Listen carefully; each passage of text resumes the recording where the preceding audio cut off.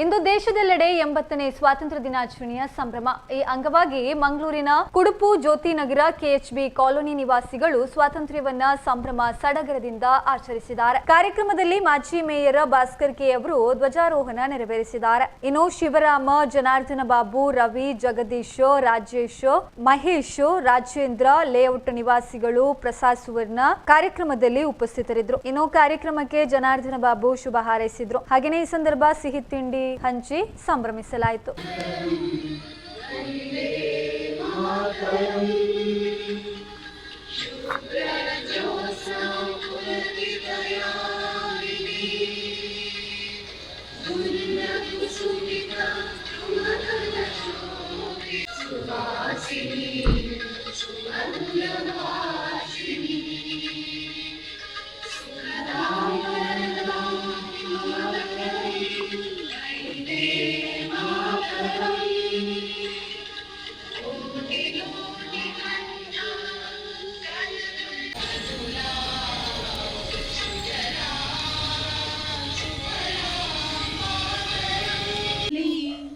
ನಾವೆಲ್ಲ ಭಾರತೀಯರೆಂಬ ಭಾವ ಮೂಡಲಿ, ನಮ್ಮಲ್ಲಿ ಭೇದ ಭಾವ ಪ್ರಭು ದೂರ ಮಾಡಲಿ.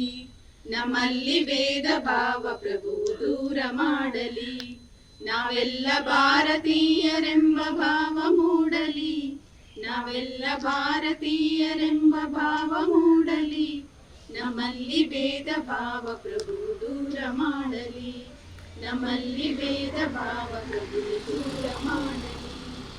ಒಂದು ತೋಟದಲ್ಲಿ ಹಲವು ಬಣ್ಣ ಬಣ್ಣದೂಗಳು, ಅದರಂತೆ ನಮ್ಮ ದೇಶದಲ್ಲಿ ಹಲವು ಮತಗಳು. ಒಂದು ತೋಟದಲ್ಲಿ ಹಲವು ಬಣ್ಣ ಬಣ್ಣದೂಗಳು, ಅದರಂತೆ ನಮ್ಮ ದೇಶದಲ್ಲಿ ಹಲವು ಮತಗಳು. ಆ ಹೂಗಳಂತೆ ಮತಗಳು ಮಕರಂದ ಬೀರಲಿ, ಆ ಹೂಗಳಂತೆ ಮತಗಳು ಮಕರಂದ ಬೀರಲಿ. ನಮ್ಮಲ್ಲಿ ಭೇದ ಭಾವ ಪ್ರಭು ದೂರ ಮಾಡಲಿ. ನಮ್ಮಲ್ಲಿ ಭೇದ ಭಾವ ಪ್ರಭು ದೂರ ಮಾಡಲಿ.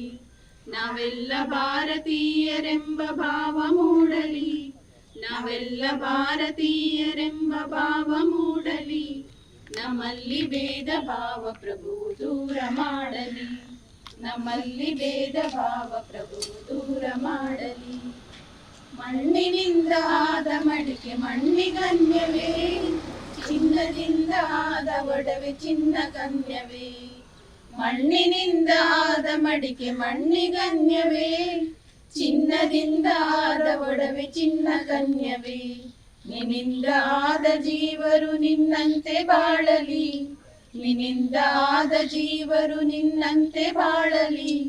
ನಮ್ಮಲ್ಲಿ ಭೇದ ಭಾವ ಪ್ರಭು ದೂರ ಮಾಡಲಿ. ನಮ್ಮಲ್ಲಿ ಭೇದ ಭಾವ ಪ್ರಭು ದೂರ ಮಾಡಲಿ. ನಾವೆಲ್ಲ ಭಾರತೀಯರೆಂಬ ಭಾವ ಮೂಡಲಿ, ನಾವೆಲ್ಲ ಭಾರತೀಯರೆಂಬ ಭಾವ ಮೂಡಲಿ. ನಮ್ಮಲ್ಲಿ ಭೇದ ಭಾವ ಪ್ರಭು ದೂರ ಮಾಡಲಿ. ನಮ್ಮಲ್ಲಿ ಭೇದ ಭಾವ ಪ್ರಭು ದೂರ ಮಾಡಲಿ. ದಯವೇ ಧರ್ಮವೆಂದು ಸಾರಿದಂತ ನಾಡಿದು, ಜಗಕ್ಕೆ ಶಾಂತಿ ಪಾಠ ಹೇಳಿದಂತ ನಾಡಿದು. ದಯವೇ ಧರ್ಮವೆಂದು ಸಾರಿದಂತ ನಾಡಿದು, ಜಗಕ್ಕೆ ಶಾಂತಿ ಪಾಠ ಹೇಳಿದಂತ ನಾಡಿದು.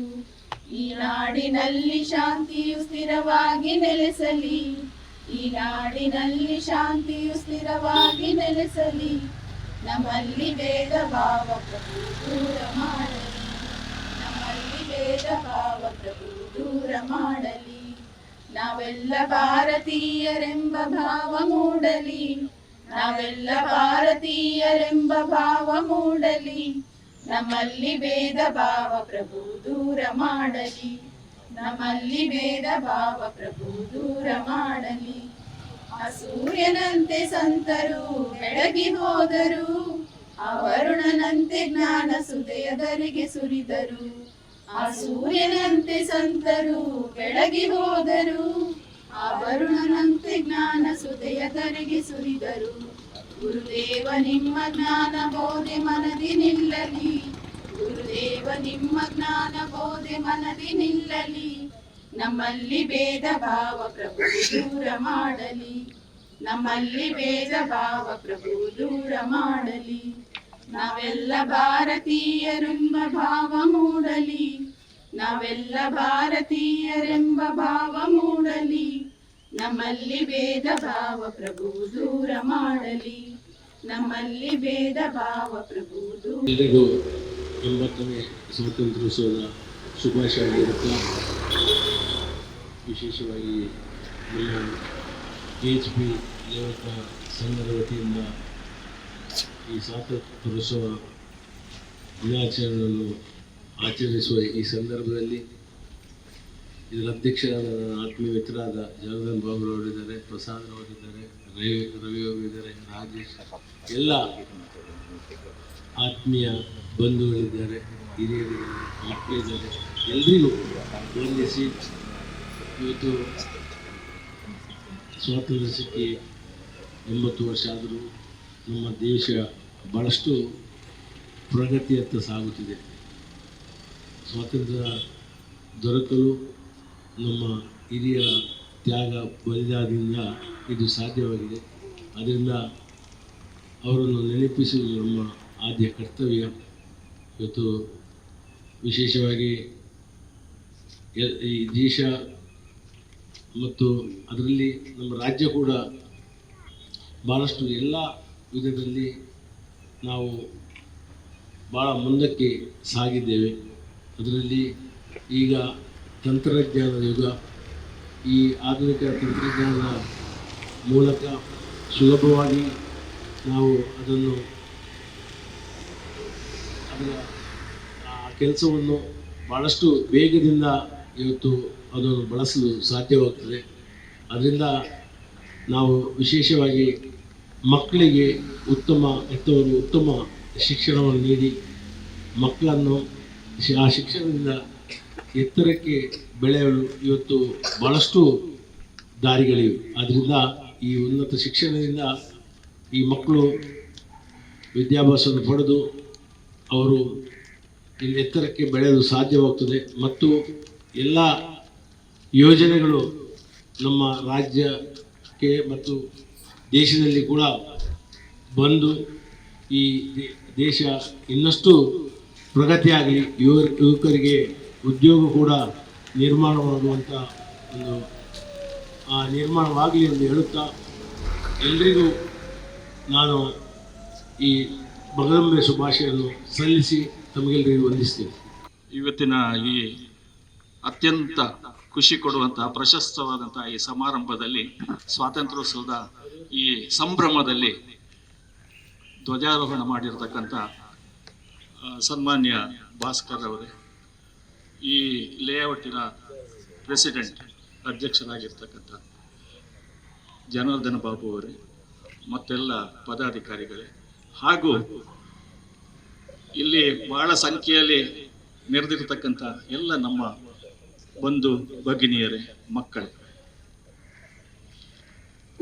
ನನ್ನ ಸಣ್ಣ ಪ್ರಾಯದಲ್ಲೇ ನಾನು ಈ ತ್ರಿವರ್ಣ ಧ್ವಜವನ್ನು ನೋಡುವಾಗ ನನಗೆ ರೋಮಾಂಚನ ಆಗುತ್ತೆ. ನನ್ನ ಅಣ್ಣ ಒಂದು ಸಣ್ಣ ಧ್ವಜವನ್ನು ಶಾಲೆಯಿಂದ ತಗೊಂಡು ಬಂದಿದ್ದ. ಅವನದನ್ನು ಜೋಪಾನವಾಗಿ ನನಗೆ ತೋರಿಸ್ತಾ ಇರಲಿಲ್ಲ. ಎಲ್ಲಾದ್ರೂ ನಾನು ನೋಡಿದ್ರೆ ಅದಕ್ಕೆ ನನಗೆ ತುಂಬ ಆಸೆ ಅದನ್ನು ಪಡಿಬೇಕಂತ ಹೇಳಿ. ಮಕ್ಕಳಲ್ಲಿ ಒಂದು ಥರದ್ದು ಒಂದು ವಿಶೇಷವಾದ ವೈಬ್ರೇಷನ್ ಆ ಧ್ವಜವನ್ನು ನೋಡುವಂತಹ ಸಂದರ್ಭದಲ್ಲಿ. ಇವತ್ತಿಗೂ ನನಗೆ ಆ ತ್ರಿವರ್ಣ ಧ್ವಜವನ್ನು ನೋಡುವಾಗ ಅದೇ ರೀತಿಯ ಸ್ಪಂದನ, ಅದೇ ರೀತಿಯ ವೈಬ್ರೇಷನ್ ನನ್ನಲ್ಲಿ ಉಂಟಾಗ್ತದೆ. ತುಂಬಾ ಪವಿತ್ರವಾಗಿರ್ತಕ್ಕಂಥ ಒಂದು ಧ್ವಜ ನಮ್ಮದು ತ್ರಿವರ್ಣ ಧ್ವಜ. ನೀವೆಲ್ಲ ದೇಶಗಳ ಧ್ವಜಗಳನ್ನು ನೋಡಿ, ನಮ್ಮಲ್ಲಿ ಇರತಕ್ಕಂಥ ನಮ್ಮ ರಾಷ್ಟ್ರೀಯ ಧ್ವಜ ಏನಿದೆ ತ್ರಿವರ್ಣ ಧ್ವಜ, ಅದು ತುಂಬಾ ಸುಂದರವಾಗಿದೆ. ಮೇಲ್ಗಡೆ ಕೇಸರಿ ಬಣ್ಣ, ಕೆಳಗಡೆ ಹಸಿರು ಬಣ್ಣ, ಮಧ್ಯದಲ್ಲಿ ಶ್ವೇತವರ್ಣ, ಮಧ್ಯದಲ್ಲಿ ಅಶೋಕ ಚಕ್ರ, ಅದರಲ್ಲಿ 24 ಸ್ಪೋಕ್ಗಳಿವೆ, ಕಡ್ಡಿಗಳು. ಅದಕ್ಕೆಲ್ಲ ಅರ್ಥ ಇದೆ. ಮೇಲ್ಗಡೆ ಇರತಕ್ಕಂಥ ಕೇಸರಿ ಬಣ್ಣ ಅದು ನಮ್ಮ ತ್ಯಾಗ, ಬಲಿದಾನ ಮತ್ತು ಶೌರ್ಯವನ್ನು ತೋರಿಸ್ತದೆ. ನಮ್ಮ ಸ್ವಾತಂತ್ರ್ಯ ದಿನಾಚರಣೆ, ಸ್ವಾತಂತ್ರ್ಯ ಸೇನಾನಿಗಳು ಏನು ಹೋರಾಡಿದ್ದಾರೆ ಸ್ವಾತಂತ್ರ್ಯ ಕೊಡಲಿಕ್ಕೆ, ಅಂಥ ಸಂದರ್ಭದಲ್ಲಿ ಅವರು ಮಾಡಿರ್ತಕ್ಕಂಥ ತ್ಯಾಗ ಬಲಿದಾನಗಳ ಸಂಕೇತವಾಗಿ ಅದು ಧ್ವಜದಲ್ಲಿ ಕಾಣಿಸ್ತಾ ಇದೆ. ಕೆಳಗಡೆ ಇರತಕ್ಕಂಥ ಹಸಿರು ಬಣ್ಣ ಸಸ್ಯ ಶ್ಯಾಮಲೆ, ನಮ್ಮ ಪರಿಸರವನ್ನು ನಾವು ಹೇಗೆ ಸಂರಕ್ಷಿಸಬೇಕು, ನಮ್ಮ ತ್ಯಾಗ ಬಲಿದಾನಗಳನ್ನು ಹೇಗೆ ಸಂರಕ್ಷಿಸಬೇಕು ಅದರ ಬಗ್ಗೆ ಇದೆ. ಮಧ್ಯದಲ್ಲಿರತಕ್ಕಂತಹ ಶ್ವೇತವರ್ಣ ಬಿಳಿ ಬಣ್ಣ ಅದು ನಮ್ಮ ಸ್ವಚ್ಛತೆ, ನಮ್ಮ ಆಂತರಿಕವಾಗಿರತಕ್ಕಂಥ ಏನೊಂದು ಶುಭ್ರವಾಗಿರುವಂಥ ಸಂಕೇತವನ್ನು ಸೂಚಿಸ್ತದೆ. ಮಧ್ಯದಲ್ಲಿ ಇರತಕ್ಕಂಥ ಧರ್ಮಚಕ್ರ ಅದು ಅಶೋಕನ ಕಾಲದ ಧರ್ಮಚಕ್ರ ನೋಡಿ, ಅದೆಷ್ಟು ಸಾಂಕೇತಿಕವಾಗಿದೆ. ನಮ್ಮ ದೇಶದ ಧರ್ಮವನ್ನು ಅದು ಸೂಚಿಸ್ತದೆ. ಈ ತ್ರಿವರ್ಣ ಧ್ವಜದ ಬಗ್ಗೆ ಹೇಳ್ಬೇಕಂತಂದ್ರೆ ಇನ್ನಷ್ಟು ಬಹಳಷ್ಟು ಹೇಳ್ಬೋದು. ಒಂದು ಏನಂತಂದ್ರೆ ಇಂದಿನ ಮಕ್ಕಳಿಗೆ, ನಮ್ಮ ಹಿರಿಯರಿಗೆಲ್ಲ ಅದು ಗೊತ್ತಿದೆ ಅದೆಷ್ಟು ಪವಿತ್ರವಾಗಿದೆ ಅಂತ ಹೇಳಿ ಧ್ವಜ. ಆದರೆ ಮಕ್ಕಳಿಗೆ ನಾನು ಒಂದು ಕಿವಿ ಮಾತು ಹೇಳಬೇಕಾಗ್ತದೆ. ಈ ತ್ರಿವರ್ಣ ಧ್ವಜವನ್ನು ಯಾವತ್ತೂ ಮಣ್ಣಿಗೆ ತಾಕಿಸ್ಬಾರ್ದು, ನೆಲದಲ್ಲಿ ಹಾಕಬಾರ್ದು, ಅದನ್ನು ತುಳಿಯಬಾರ್ದು, ಅದು ಕೆಸರು ತಾಗಬಾರ್ದು ಅದಕ್ಕೆ. ಎರಡನೇದು, ಅದನ್ನು ಹಾರಿಸುವಾಗ ತುಂಬಾ ಇಂಪಾರ್ಟೆಂಟ್, ತುಂಬಾ ಪ್ರಶಸ್ತವಾದಂಥ ಒಂದು ಮಾತು ಏನಂತಂದ್ರೆ, ಹಾರಿಸುವಾಗ ಕೇಸರಿ ವರ್ಣ ಮೇಲ್ಗಡೆ ಇರಬೇಕು. ಯಾವಾಗಲೂ ಇದನ್ನು ತುಂಬಾ ಜಾಗ್ರತೆಯಿಂದ ವಹಿಸಬೇಕು. ಇದು ಕಾನ್ಸ್ಟಿಟ್ಯೂಷನಲ್ ಇದಿದೆ ಅದಕ್ಕೆ. ಅದನ್ನು ಹಾರಿಸುವಾಗ ತುಂಬಾ ಇದು ಮಾಡಬೇಕು. ಆಮೇಲೆ ಮುನ್ನಾ ದಿನ ಧ್ವಜವನ್ನು ಹಾರಿಸುವ ಮೊದಲಿನ ದಿವಸ ಅದಕ್ಕೆ ಸಂಬಂಧಪಟ್ಟ ಎಲ್ಲ ವಸ್ತುಗಳನ್ನು, ಪರಿಕ್ರಮಗಳನ್ನು, ಅದೇನೇನು ಇದೆ ಅವನ್ನೆಲ್ಲ ಜಾಗ್ರತೆಯಿಂದ ವಹಿಸ್ಬೇಕು.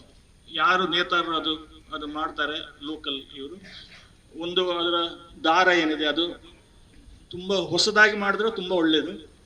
ಅದು ಕಟ್ಟಾಗಬಾರ್ದು, ಎಲ್ಲಿಯಾದರೂ ಅದು ಎಳೆಯುವಾಗ ಎಲ್ಲಿಯಾದರೂ ಇದು ತುಂಡಾಗಬಾರ್ದು. ಎರಡನೇದು, ಧ್ವಜವನ್ನು ಮಧ್ಯದಲ್ಲಿ ಹಾರಿಸ್ಬಾರ್ದು. ಏನು ಇದಿದೆ ಮಧ್ಯದಲ್ಲಿ ಹಾರಿಸುವಂಥ ಸಂದರ್ಭ ನಿಮ್ಗೆ ಗೊತ್ತಿದೆ. ಅದು ಕೇವಲ ರಾಷ್ಟ್ರೀಯ ಅಶೋಕ ದಿನಾಚರಣೆಗಳಲ್ಲಿ ಮಾತ್ರ ಅದನ್ನು ಹಾರಿಸ್ತಾರೆ. ಆದರೆ ಉಳಿದ ಸಂದರ್ಭಗಳಲ್ಲಿ ಅದನ್ನು ಮೇಲ್ಗಡೆಯಲ್ಲಿ ತುತ್ತ ತುದಿಯಲ್ಲಿ ಇರಬೇಕು. ಅಂದರೆ ನಮ್ಮ ರಾಷ್ಟ್ರದ ಹೆಮ್ಮೆ ಅದು ಫ್ಲಾಗ್ ಪೋಸ್ಟಿನ ಮೇಲ್ಗಡೆ, ಅತಿ ತುತ್ತ ಅಂದರೆ ಅತ್ಯಂತ ಮೇಲ್ಗಡೆಯಲ್ಲಿ ಇರಬೇಕು.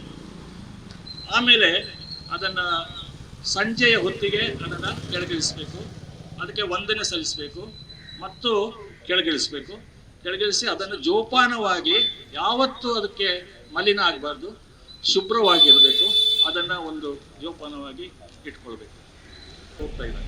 ಆದರೆ ಮುಂದಿನ ಜನಾಂಗದವರು ಅವರ ಕೈಯಲ್ಲಿ ನಾವು ನಮ್ಮ ಈ ಸ್ವಾತಂತ್ರ್ಯವನ್ನು ಅವರ ಕೈಯಲ್ಲಿ ನಾವು ಕೊಟ್ಟು ಹೋಗಬೇಕಾಗ್ತದೆ. ಅವರಿಗೆ ಜವಾಬ್ದಾರಿ ಇರ್ತದೆ. ಅವರನ್ನು ನಾವು ಮುಂದಿನ ಪ್ರಜೆಯಾಗಿ ನಾವು ರೂಪಿಸಬೇಕಾಗ್ತದೆ. ಅವರಿಗೆ ಸರಿಯಾದ ವಿದ್ಯೆ ಎಲ್ಲ ಕೊಡಬೇಕಾಗ್ತದೆ. ಅದು ಎಲ್ಲಿಂದ ಪ್ರಾರಂಭ ಆಗ್ತದೆ ಅಂತಂದರೆ, ಪ್ರಥಮವಾಗಿ ಮನೆಯಿಂದ ಪ್ರಾರಂಭ ಆಗ್ತದೆ. ಮಕ್ಕಳಿಗೆ ಎಲ್ಲ ವಿದ್ಯಾಭ್ಯಾಸ ಪ್ರಾರಂಭ ಆಗೋದು ಮನೆಯಿಂದ. ಮನೆಯಲ್ಲಿ ತಾಯಿ ಅವರನ್ನು ಸಂರಕ್ಷಿಸಿ ಅವರಿಗೆ ಸಾಕಷ್ಟು ಬುದ್ಧಿವಾದವನ್ನು ಹೇಳಿ ಅವರನ್ನು ಮುಂದಕ್ಕೆ ತರ್ತಾರೆ. ಅಂಥ ಸಂದರ್ಭದಲ್ಲಿ ಹೆಣ್ಮಕ್ಕಳ ಜವಾಬ್ದಾರಿ ಇನ್ನಷ್ಟು ಜಾಸ್ತಿ ಆಗ್ತದೆ. ಆದ್ರಿಂದ ಅವರಿಗೆ ನೋಡಿ, ಇಲ್ಲಿ ರಂಗೋಲಿ ಹಾಕಿದ್ದಾರೆ, ಅದನ್ನು ನೋಡಿದ್ರೆ ತುಂಬ ಖುಷಿ ಆಗ್ತದೆ. ಅವರು ಶ್ರಮಪಟ್ಟು ಮಾಡಿದ್ದಾರೆ ಅದನ್ನು. ಇಂಥದ್ದು ಎಲ್ಲ ಮಕ್ಕಳಿಗೂ ಕೂಡ ಅವರಿಗೆ ಅದನ್ನು ಕಲಿಸ್ಕೊಡ್ಬೇಕು.